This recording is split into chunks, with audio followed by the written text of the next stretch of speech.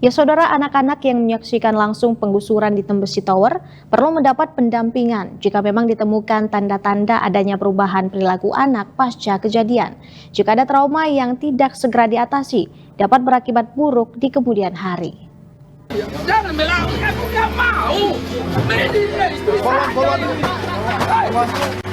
Penggusuran yang terkesan dipaksa di Tembesi Tower disaksikan langsung oleh anak-anak yang tergolong masih di bawah umur.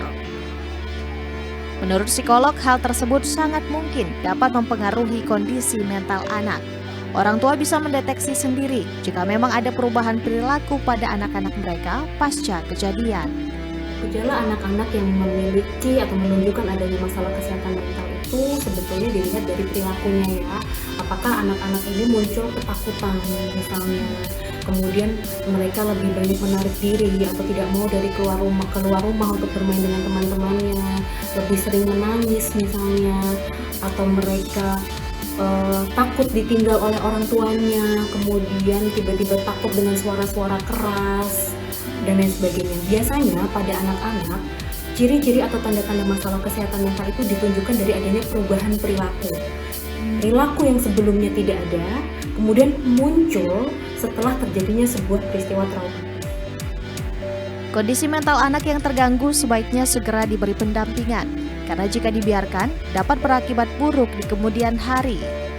Efek serius dari adanya masalah kesehatan mental saat ini. Jelas masalah itu yang tadinya hanya sekedar masalah, kalau tidak kita segera atasi, maka bisa menjadi sebuah disorder atau gangguan. Kalau sudah disorder atau gangguan, maka ya itu kan sudah melekat pada diri anak tersebut, akan lebih sulit lagi untuk kita selesaikan.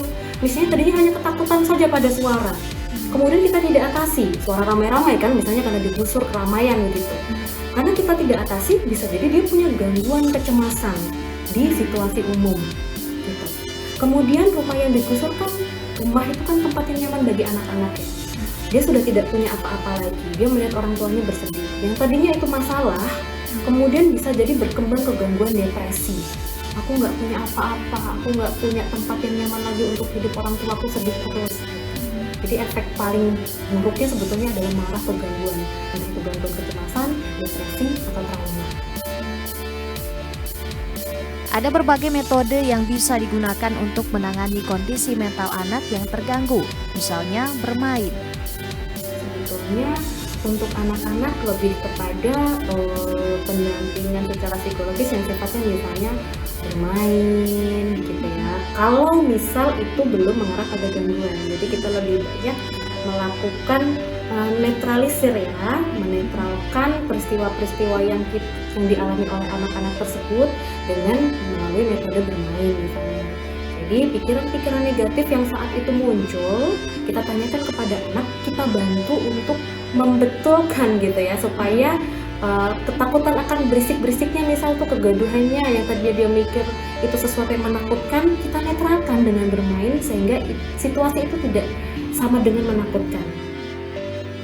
Sementara untuk anak-anak yang sudah duduk di bangku SMP dan SMA yang mulai mampu memahami situasi, perlu melakukan konseling. Anak-anak akan dibantu memahami peristiwanya dengan sudut pandang yang positif, serta jika memang ada kecemasan akan dibantu untuk menetralkannya. Demikian Flavia Donella Bangun melaporkan dari Batam.